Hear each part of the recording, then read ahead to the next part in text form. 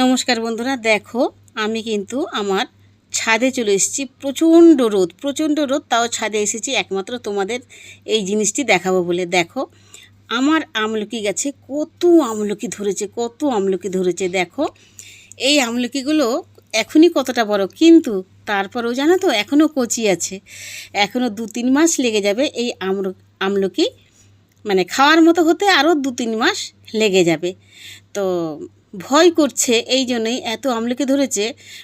আসলে কি বলো তো, হনুমানে না রাখে না, জানো তো, হনুমান এসে সব ফল নষ্ট করে দেয়। তো সেই জন্যই একটু ভয় হচ্ছে, আর কিছু নয়।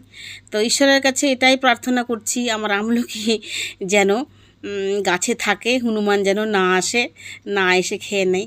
তো তোমরা যদি আমলকি নিতে চাও, চলে এসো আমার বাড়িতে, ব্যাগ ভর্তি করে তোমাদের সকলকে দিয়ে দেবো, একটু একটু করে সবাইকে দিয়ে দেবো ভাগ করে। তো কেমন লাগলো আমার আমলকি গাছের এই আমলকি ফল?